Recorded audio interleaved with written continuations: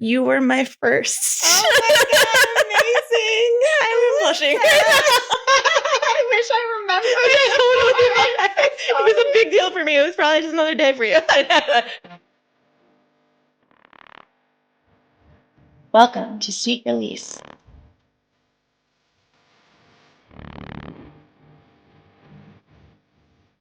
Hi, sweets. Welcome back. Today, I am so excited. I have an E&M connoisseur, coach, guide, and for those of you that are unfamiliar with the acronym, Ethical Non-Monogamy, which some people also call it CNM, Consensual Non-Monogamy, but she is here to talk all about it, and I'm so excited to have you here, Allie. Thank you. Welcome. Thank you so much. I'm excited to be here. Yeah, thanks for coming. So I would love for you to just kind of start talking about, for those people, I know a lot of my listeners are familiar with E&M, but maybe for those that aren't, kind of give a background about what it means, the difference between like the traditional monogamous relationships, maybe like kind of some history or all of that. I know you are there's a lot of history. Non-monogamy, actually, I love to point out, the use of the word traditional relationships, traditional monogamy. Non-monogamy has actually been around a lot longer than monogamy. So that's actually the traditional relationship structure. So true, yes. Yeah. But just for those who aren't familiar, so non-monogamy is an umbrella term that encompasses a lot of different relationship frameworks, from polyamory to open relationships to relationship anarchy. This all falls under the non-monogamy umbrella. Excuse me.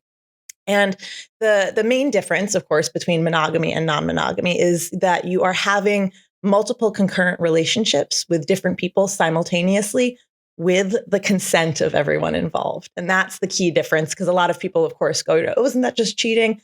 Consent is the key here. Everyone is on board. Everyone's aware of what's going on, and everyone's into it in whatever dynamic you've agreed upon.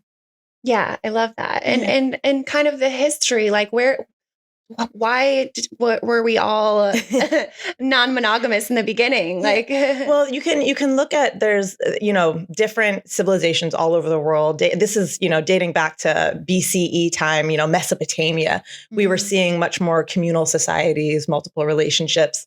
And even now, I was actually just on Easter Island, which is actually known locally as Rapa Nui, and they still have a communal society. So what that means is when someone has, a baby with a partner, that child is actually the responsibility of the entire community.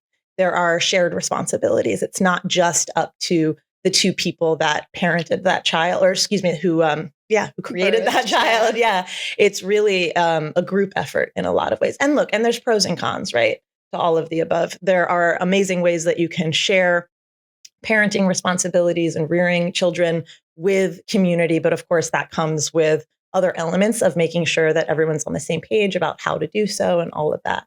And we can deep dive into all these juicy details as well. Yeah, it's kind of crazy that it's become such this well-known phenomenon in the last few years. Or maybe not. I mean, what was your journey like, and how long ago did it start for you? Thank you. Well, and just to speak to the public interest, there's been a few, I guess, waves, we'll call them, of mainstream public interest.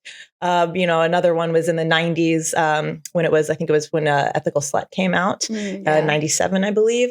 And it's beautiful to see these moments. My hope is we're in a time right now where social media just changes everything, like access to information, the ability to have conversations in such a wider, engaging way. So I'm very excited to ideally see this wave really be the start of something bigger and really make this conversation something that becomes the norm, so that we're not raised with this idea that there is this one size fits all relationship, that if you're not, if it's not working for you, you're the problem. That's just not the case.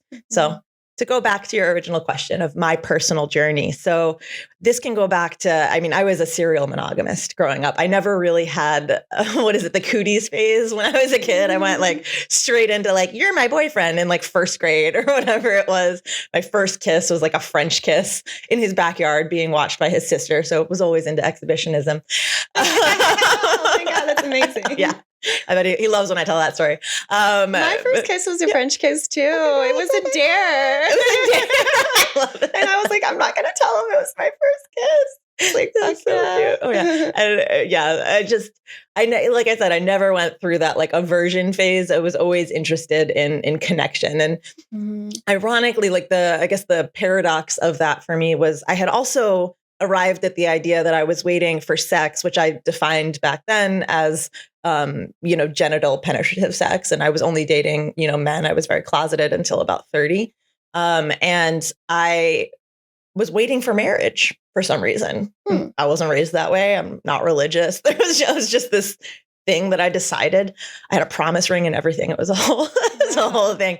And so, yeah, I would be in these relationships again with men only at this point in my life for about the same amount of time. And then we would break up and I would be single for about the same amount of time before I got right into the next one. And I finally noticed this pattern, and I did also choose to give my flower to my college boyfriend. We actually we were each other's first, so it was very sweet. I'm very grateful that was my first experience because unfortunately my second was non-consensual. So to have that as my original memory is very, very special. But I did notice, okay, I have this pattern. I'm in these relationships, same amount of time. I'm single for the same amount of time. What would happen if I was single for a little bit longer? Like just longer. Let's see what's on the other side of that like deadline. And the answer is all of the shit. Like, all of it is on the other side of that. So that began my just personal discovery, my personal growth, self-discovery journey. And part of that was realizing that I was very excited by my partner's other interests, previous partners, fantasies, things like that. I didn't know words like compersion at the time. But so for me, I was like, oh, I hear about this jealousy thing, but I don't understand like why people have such a problem with it. It feels really good. And so I started broaching this topic with, my partners after this point, and we settled on we can have, threesome with another woman. Great, sure. Never happened. Not for lack of me trying. And then I ended up getting into what became, unbeknownst to me, of course, at the time, but what became my last monogamous relationship. My partner was is a motivational speaker, so traveled a lot, and I would join him on the road when I could, but wasn't always available. And so I said to him, I would really love, like, if you meet someone on the road, like, send me a picture and just like let me know how it goes. That's super exciting for me. I would love that. And so at one point I wasn't able to be with him, and he did meet someone. Sent me a photo. She was super cute. I was so excited. I think if I remember correctly, they ended up staying up all night talking, which is great. I love it. Like, here for it. Let's keep going. And then another time he was gone, and I had a friend of mine coming into town. We had a sexual history, but we were very much just friends. And so to me, it was like the perfect, safe opportunity to like, let's test this out. And my partner gave me what he called his green light. And my friend and I had a wonderful night. We connected. I found out his last relationship had been open, and I didn't even know that. And it was so beautiful. I could not wait to tell my partner. I felt so connected to him, so in love. It was one of the two most validating experiences in my life on this journey so far. And so I left my friend's place. I called him immediately. I was like, babe, I can't wait to tell you everything. Thank you so much. Like, this feels so special. I'm so grateful. And just dead silence on the line. And then all he says is, I can't believe you did it. And everything just imploded. Of course, monogamous, non-monogamous, whatever relationship framework you're in, do not test your partners. That is not okay. Open communication, even if, he thought he would be okay and then realized, oh, actually, I'm not. You talk about that. You don't make the other person wrong for honoring a commitment that you had, even if it's something you realized, oh, now I actually realize I can't honor this. You just talk about what that is and you create new boundaries. But there were other issues in the relationship.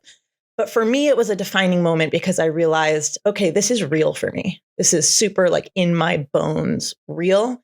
So I need to explore this, and I need to explore it on my own so I don't have any more emotional casualties. This is my responsibility now. And that began a journey. Beautiful journey from there. Very much. Yeah. Lots of learning the hard way, a lot of things as well. I think we've all had that experience. I have too, where you're feeling so good. You got the green light, and then jealousy. Let's talk about jealousy, because I think it stems from that initially. Boundaries, of course, too. But you've talked a lot about jealousy in some of your educational videos and stuff. So from your experience, there's different kinds of jealousy, right? And And how do you kind of educate people when they're stepping into E&M to like deal with kind of some of those issues that could come up? Yeah, I think it's important to note, and I have now also experienced jealousy, not just compersion for myself as well. So they are different things. Jealousy, there is nothing inherently wrong with jealousy. Right out the gate, let's start there. It is not something to run away from or avoid or make yourself or someone else wrong for. It's information. It is giving you information. It is saying, hey, you are feeling either, insecure in yourself. Maybe there's a concern about, abandonment. Some old wounds are being triggered. Maybe there's a history of distrust in the relationship. There's insecure experiences in the relationship. It's shining a light on something for you and your partner, or I should say, sometimes it is just for us to work on. So that's important to really differentiate when it is something that's like, oh, hey, this is my wounding. I'm going to bring this to therapy or whatever your support system is. And sometimes it's something you need to bring into the relationship and work on with your partner. But it's information, and it's a tool for you to use. It's something to lean into, not run away from. Yeah, dive into the feeling and really feel it. Yeah, I think that's great advice. Thank you. Have you ever had some other, I know that was kind of an empowering moment for you, but have you had any other empowering moments moving through the E&M world that you're willing to share? Like I said, it was one of two of the big ones for sure. The other pivotal moment was actually my first play party. Okay. And it was shortly after this relationship. I was like, all right, I'm going to be single. I'm going to, get on the apps and do that thing. And like, here we go, universe. Like, I don't know, but I know there's these communities out there. So like, hook me up. And it was maybe my like second or third date or something. I was trying all the new things. I had not really, I had literally never had just like a one night, one afternoon stand in this case. And I was having a one afternoon stand. We were cleaning up. And he was like, there's this community you might be interested in. They throw these parties. And that was his whole purpose in my life. Like, we've never seen each other. It was a beautiful day. I got my invite to my first play party, showed up solo. Didn't realize that was like crazy amazing to a lot of people. But, I think I got also very lucky. The two people that were hosting were so generous. They were so excited when they found out it was my first party. So they like kept me under their wing, introduced me to everybody. Like, it was just very warm and lovely. And I remember the specific moment later in the evening. It was at this really lovely like penthouse hotel room situation. And I had like looked up later in the evening. I was like, oh wow, it really cleared out. I'm surprised. Like, it's early. Like, I would have thought people would hang out later, and I didn't see as much as I thought was going to be going on. And they're like, oh no, honey, come with us. We go around down this hallway I didn't even notice before, into what I can only refer to as the orgy room. And it was just bodies undulating. And it was honestly like it looked like a painting. It was one of the most beautiful things I had ever seen. It felt so validating. It felt like, you're home. This is okay. This is safe. You are accepted. There is something here for you. And it was just truly one of the most beautiful things I'd ever seen. And I remember that night, I hadn't really like planned to engage or play. I just wanted to like meet people and see what the vibe was. And one of the hosts, she came up to me and she was just like, do you mind? You just have the most beautiful breasts. Can I just kiss your breasts? Like, yes. It was just lovely. And again, I had been so closeted most of my life. That also began the journey of really me opening up to my full sexuality and expression, and dropping into that sensual empowerment that I really guide my clients on. Yeah, the sensual empowerment is huge. That's kind of what I tap into mostly too, is guiding people to be to tap into the senses and just remind yourself that there's so much more than just like fucking. Like, it's about having that goddess energy and really tapping into that sensual power. Yeah, I think we conflate a lot of things in our society, love and sex and marriage, and we put them all together and they all mean one thing, and they're not the same thing. They don't all necessarily go together. You can have wonderful, beautiful sex with somebody who isn't your spouse. You can love someone deeply who is not your partner, who, there are so many different mixtures and ways to experience all the wonderful things that life and senses have to offer us. Creating a safe framework for yourself enables you to really explore all of that in an empowered way. Yeah, well said. Beautiful. And you kind of found your sexuality, you said, going to parties. So, what was that like? Obviously empowering. Yes, definitely. It was just to be in a space, and I'll be fully transparent. There are a lot of communities. We're in Los Angeles. There's a lot of more organized or more just friends getting together, all the way through to like theatrical experiences that you buy tickets to, stuff like that. And what I found throughout my journey, this all started for me in 2016. When I'm interested in something, I dive in. I'm like, how can I be involved? I started hosting for some of the communities that I had connected with, and I loved that. I had a partner actually for a couple of years. It was my first non-monogamous partnership in this space, and we hosted a number of play parties. And I love hosting in general. What I did find, unfortunately, at least earlier in my journey, was a striking lack of integrity in a lot of the communities. And for me, that's a pretty non-negotiable situation. If you say this is how we run things, and then you go, well, except for the founder, well, except for the founder's friends, well, except here, and we don't do that, doesn't roll. The point of having frameworks and having boundaries is so that you have a system that can be honored. And if you want to push those boundaries together with your partner or your friends or your community, you discuss it, you make agreements, but you don't just make exceptions willy-nilly here and there. So all that to say, yes, it was a huge part in my journey. And even realizing that sort of inconsistency in certain spaces really allowed me to get firmer in who I am and what I stand for and what I'm willing and not willing to engage in. So about, let's do math, maybe 3 to 4 years into my journey, I ended up meeting the founders of a community known as The Play. And that, I didn't know at the time, that became my home. We're setting a precedent for safety and health within the community as the first play party to require STI testing from all of our guests. We have a really yummy, juicy vetting process that involves a thorough application, one-on-one interviews. And it's really just, we call it like a vibe check to see like what people are about. Do you get what we're doing? Would you fit into our community? Are you going to get along with everybody here? It's not like a hot or not interview process. It's just like, who are you and where are you at? And I've just, when I find my people, this is my family. Yeah, I love that.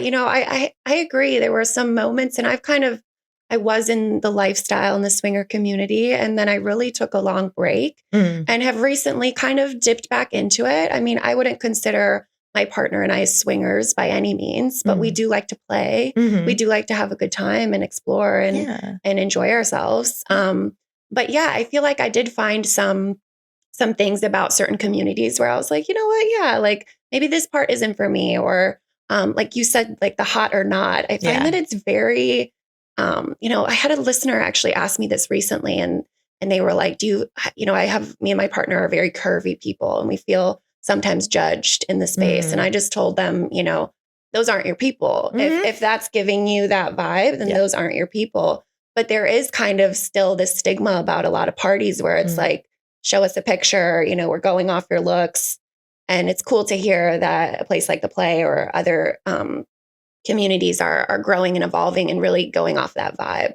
Yeah. I mean, I think it's important to note that it's how to say it. Like, if it's only looks, that's problematic. Right. We're a complete entity. And it's also the understanding that maybe if I don't find someone attractive, that doesn't mean that they are not attractive. It means they are not my attraction. Yeah, not your cup of tea. I am not our entire community. That's why I love that we're actually a leadership board. It's not like one person or one couple. It is a small group of us, all with very diverse backgrounds, tastes, experiences, etc., who make decisions as a group.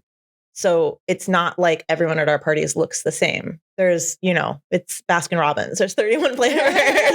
And it's really about creating, like, the responsibility that we feel is to create a really safe, creative container for people to really feel empowered to explore and express freely, ideally maybe in ways they never even have before. Like, we want to be that first for them. What's really special about what we do too is we're a pretty theatrical event where we exist, we like to say, at the intersection of art and sex.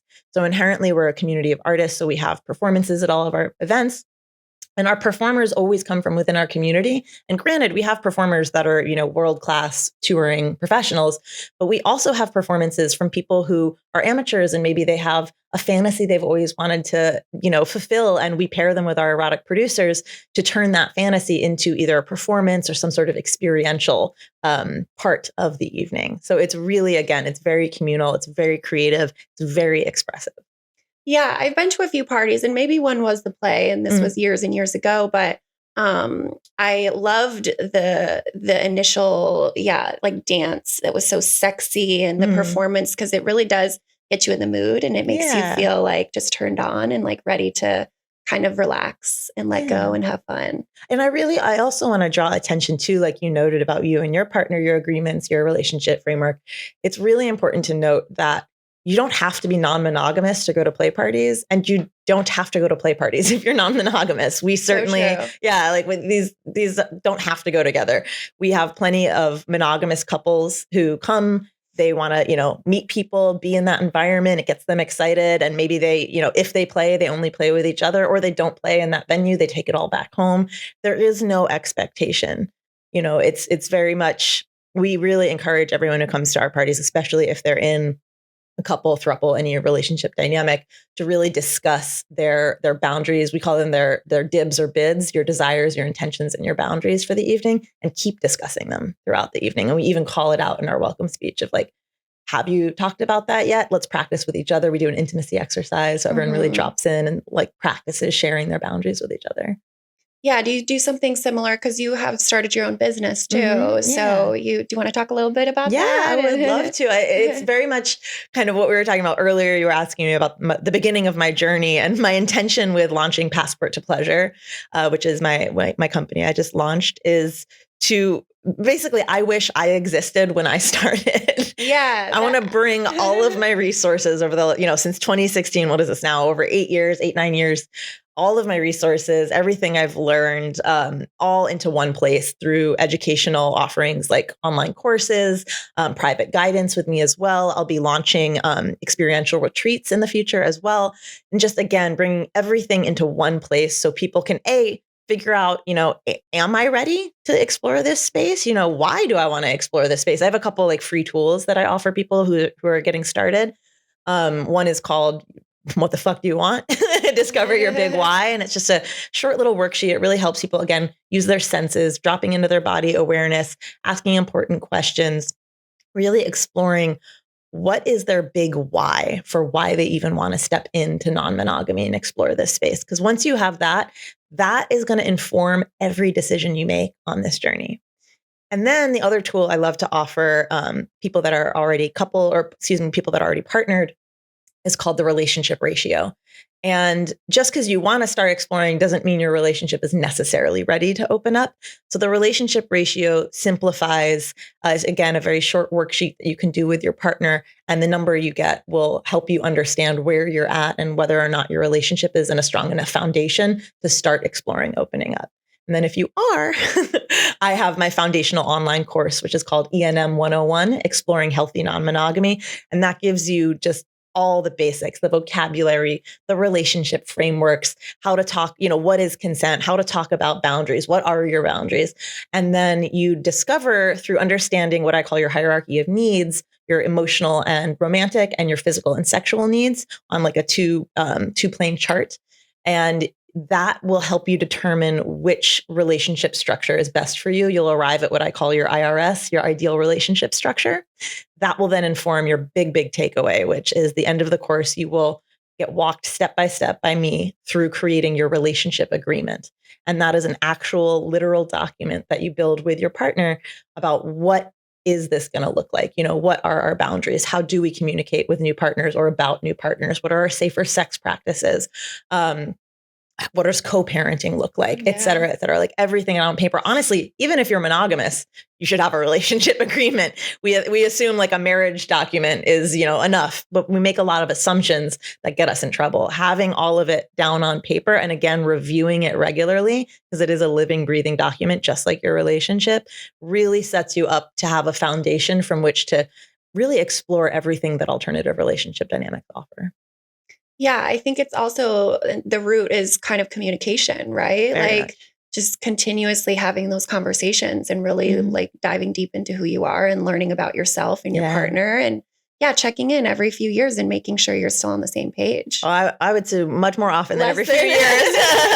I mean, honestly, when you're just starting out, I would encourage monthly. And then as you're getting more comfortable, maybe quarterly. But it's something you really are looking at over and over. And, I'm at a point in my journey, discussing boundaries, for example.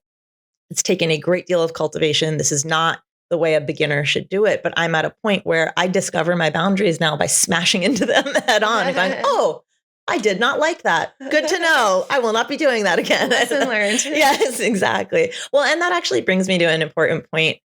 Whether it's sexual, emotional, whatever it is, understanding these boundaries that you have, that your relationship has. Your boundaries are the edges of your comfort zone. Ideally, they're not immovable. The boundary area is for you to understand where you can push safely, because being uncomfortable is how we grow. Being unsafe is a different conversation. And I think our society seems to have kind of conflated the two, unsafe and uncomfortable, to be the same, and they are not. The ideal relationship is a safe container in which you can push those edges just a little bit so that you're each growing both as individuals and within the relationship. So again, making sure that that relationship is a safe container to make mistakes, because they will happen. They will absolutely happen. Again, no matter what relationship dynamic you're in, monogamous, non-monogamous, mistakes happen. We are humans. So making sure that we are a safe relationship space for us to make mistakes, that we feel comfortable and confident bringing those mistakes, out into the open with our partner, and that our partner feels encouraged to bring them forward as well so that we can learn from them. Now, if the same mistake keeps happening over and over and over after it's already been addressed, a boundary's been erected, something like that, now we're looking at a behavioral issue. That's a pattern. And that really is a time to bring in some outside support, whether from, professional, helping professional, or, your community, but making sure, of course, your community includes people who understand non-monogamy. I think that's kind of on a tangent right now, but I No, I like to love make the this tangent. point. Get me warmed up. Here we go. The support system is really key. A lot of people who are stepping into this space are the first people in their community to do so, and they will experience friction because stepping into something new is going to create challenges, is going to bring to light things that maybe were easier to kind of slip under the monogamy rug. And again, they're opportunities for you to grow. Do not run away from them, lean in. And a lot of well-meaning, friends and family will say, hey, these issues weren't here before you opened up. Maybe you shouldn't be opening up. Right. And that 9 times out of 10 is not the case. So making sure, look at your sources of wisdom. Who are you going to advice and support for with this new exploration? Is it somebody who actually has successful experience with that? And if not, get someone who does. Yeah, that's all great advice. I think a Mhm. lot of people need to hear that because relationships are roller coasters, and it's Yeah, good they to can know be. that people make mistakes, but you also have to support yourself and have that community. I think that's so Yeah, important. yeah, yeah, absolutely. What else would you kind of tell people or kind of like the misconceptions that we hear a lot about in the kind of non-monogamy space that we can like stomp on? So many. Well, we touched on one earlier that, is the common one of just like, oh, you guys just are trying to, cheat and say you're not cheating. Well, cheating is actually about lies and dishonesty and deceit. It's not about having sex with somebody else or having an emotional relationship with somebody else, or it's how you treat that.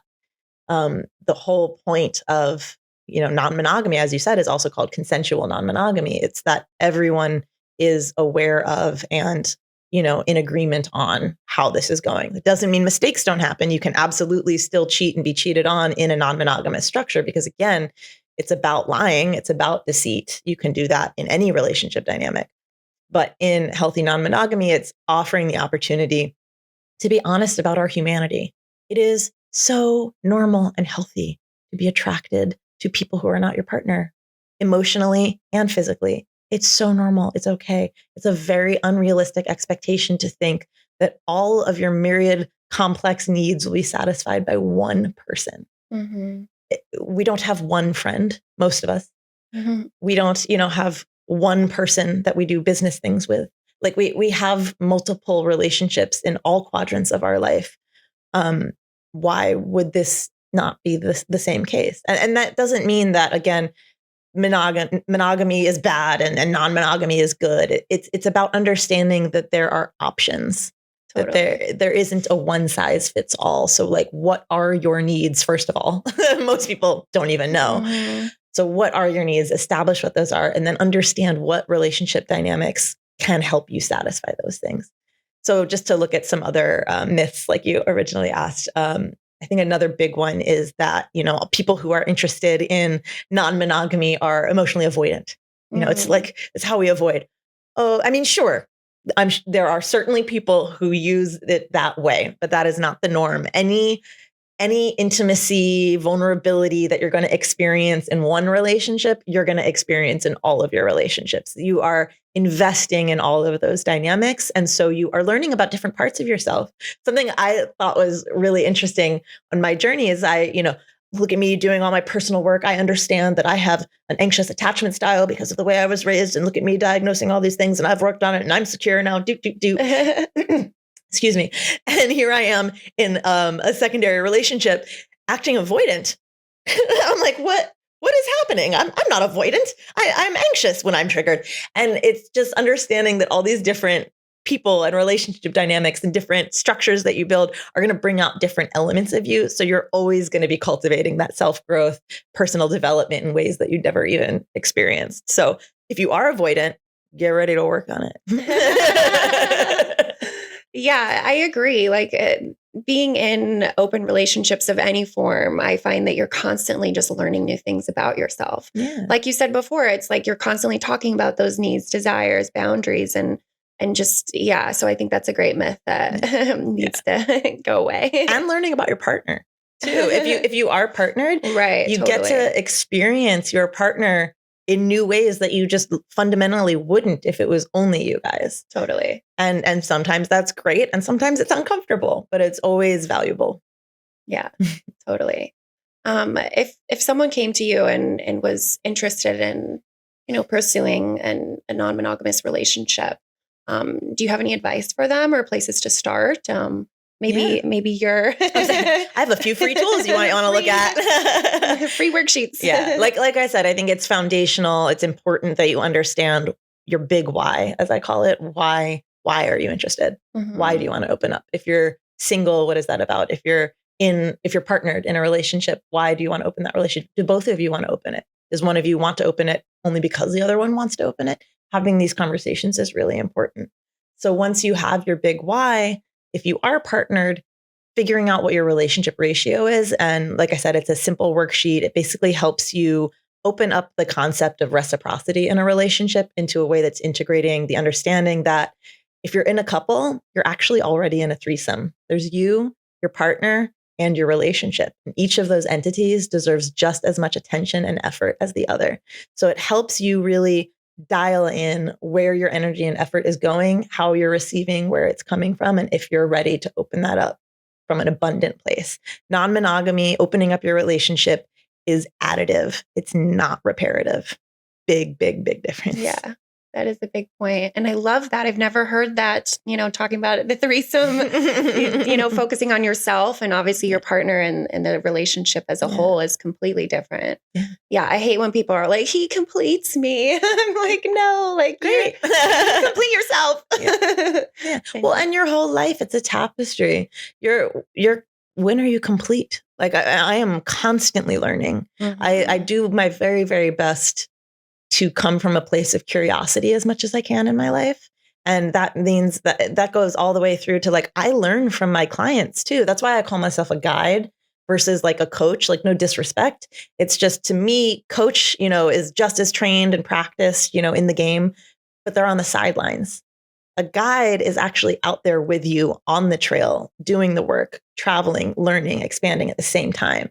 So yes, I have, 8-9 years experience. I've been studying nonstop. I actually went back to school initially because I was like, maybe, let me get a master's in clinical psychology and really pursue it that way. And unfortunately, what I found was there was just no information on alternative relationship dynamics in the course. So I was going to have to do all of this self-study and immersion on my own anyway. So I was like, let me save the $100,000 and 100%. just do that. And so again, that's why I call myself a guide is like, yes, I'm trained. Yes, I'm experienced. I'm also literally out there living it, doing it just like you. And to me, that's a very important distinction. Yeah, I love that. And I love your idea or your future plans to have these, your brand is called Passport to Pleasure, but these super kind of maybe international or not, but just like these travel excursions where people can really explore if they'd like, or just be in that safe container. I think that's amazing. I've always wanted to. I mean, obviously, money, we don't all have all the money in the world, and those are kind of expensive trips, but there's some really cool opportunities that are coming out of this, this umbrella world where you can like find a party or find an excursion and be away from your kind of judgments of home and family. Yeah. I think the reason it's called Passport to Pleasure is because what I've noticed, I'm a big travel bum. I love this is a defining moment for me. If you understand this moment from my childhood, you understand me fundamentally as a person. I remember the exact moment when I realized that I would not be able to go everywhere, see everything, and meet everyone. And my heart literally broke. Like I'm just, but why? Like, what is this all for? So part of my life mission is to do as much of that as possible. So connection is key. Curiosity is key. And what I've noticed is a lot of people are very adventurous when it comes to literal travel, like getting out there in the world. They're curious, they're open to things being unexpected. But when the journey is inward, there's a lot of retraction and fear. So my mission is to bring that same excitement and adventure that we attribute to external travel to the inward journey as well, so that you're having that same openness for expansion, and then you can take it out into the world. When you realize, oh, hey, maybe I want to explore non-monogamy, I don't advise just immediately going to a play party and jumping right in. You got to jump in here first. Mm-hmm. Yeah, baby steps. Yeah. Totally. Yeah, I love that. That's so beautiful. I love the name. That makes a lot of sense. You got to explore within and then explore outward. And it can be fun. It really can be. Yeah. What are some of your favorite memories in the E&M space, or if you have any you're willing to share? Yeah, I think I was experiencing compersion long before I understood what that was. And then realizing, so I should specify for those who don't know what compersion is, it's known colloquially as the opposite of jealousy. It's when we experience pleasure from seeing our partner experience pleasure with someone else. So I initially assumed that was my romantic partners. I have come to learn that I experience compersion deeply for my friends, people that I care about. So the fact that I throw play parties with a lot of people that I care about, it's fun. I get to just see my friends having an amazing time. I don't even need to play. I'm in so much pleasure all the time, just seeing the joy and excitement and pleasure that the people that I care most about are experiencing. That's just as good. I mean, don't get me wrong, I play when I want to play too, but it's when that really dropped in, it was like in the moment where I realized I was having a lovely time with someone, and one of my dearest friends was having a lovely time right next to me, and we were just like, like it was just like coming at every angle.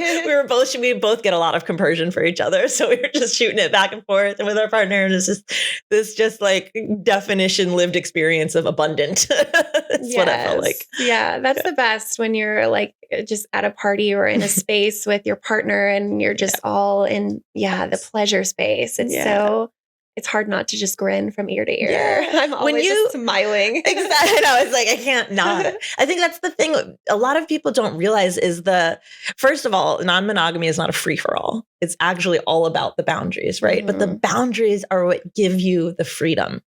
People seem to think, or they come to me often with the opposite thing. If I have, this means I have to be like totally cool with like whatever. No, it means you need to understand very specifically what you're cool with right now, what you're willing to try and what you're very much not cool with. Because then we can start growing and trying new things in a safe way. So we're not like shooting your, nervous system through the roof. You need to be regulated, feel safe and secure in order to grow so that you're not in a trauma response every time we're trying something new. It's those boundaries that give you the freedom. Yeah, that's so true. And I've been writing this memoir for years, and those are my themes. Originally I was like, oh, this is about boundaries and, relationships and sex and get people crossing those boundaries or me crossing people's boundaries. And I was like, this is all about boundaries. Then when I finished it or my first draft, I was like, you know what, actually, this is all about freedom. And I've used that in my relationship too. It's like, you realize that, boundaries are so crucial, but like you said, it really does give you that freeing feeling when you understand those about yourself. Yeah, very much. Well, I thank you so much, for all your wisdom. Oh, thank you very much. I would love to know the last time you had that sweet release or a sweet release story you're willing to share. I will, and I'm so glad we saved this to the end. I gave you a little teaser that there was a memory I wanted to share with you. Yeah, that I wouldn't be surprised if you don't remember it, and you definitely don't know the context. But we're gonna do it live. I am so nervous right now.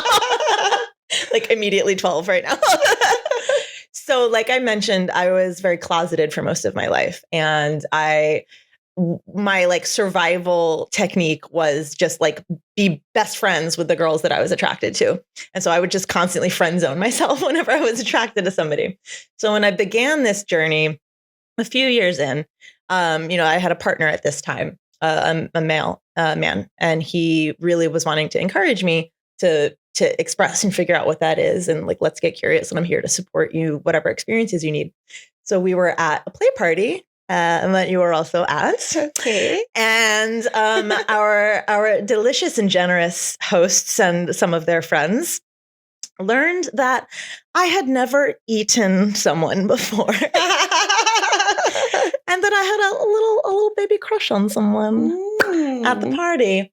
And so there was like this corralling of people. I was like in a conversation with someone else. And then all of a sudden, like 5 or 6 of our friends came up to me and was like, you're coming with us. And they like brought me into a room. And there were a number of us. And I asked they asked actually if you would be open to it. And you were my first. Oh my God, amazing. I'm blushing. I wish I remembered. It was a big deal for me. It was probably just another day for you. No, that did not come out right, but you know what I mean. Yeah, no, that's amazing. Oh my God, I love it. It was very sweet. It was like just the whole way it happened, that it was such like a communal, like friends coming together of like, oh my goodness, we are helping you do this. And like it was just, and you were lovely. And this was like years ago at this point. It must have been a long time ago. Yeah. That's amazing. Yeah, I'm very lucky. I hope I tasted delicious and all wonderful. The things. You were gorgeous. Oh my God, thank you for sharing. Thank you for letting me. Yeah, those moments are the best when you can experience like a first and everyone's like corralling you and like the excitement and the energy and it's like just a cheering crowd. It was like so fun. It gives you that like confidence. It's like I learned early on in it. I still love bringing people to their first party, but that's also kind of, selfishly in a way why I started Passport to Pleasure is I really love welcoming people into this space. Mm-hmm. It's been such a transformative journey and such an enriching space for me to be in and to grow in that I want that for everyone. I truly believe that if our world leaders were better fucked, we'd be less fucked. And I mean that in authentic relationships and connection and being able to really be fully self-expressed. So if we can do that with each other, anything's possible. Mm-hmm. Yeah. Beautiful. We'll end it on that. Thanks again, Allie. I appreciate you. And just a reminder to you, my sweets, just be sweet to yourself, be sweet to those conversations and talking about those boundaries and just be sweet out there. Thanks, guys. See you next time. Thanks, Allie. Thank you.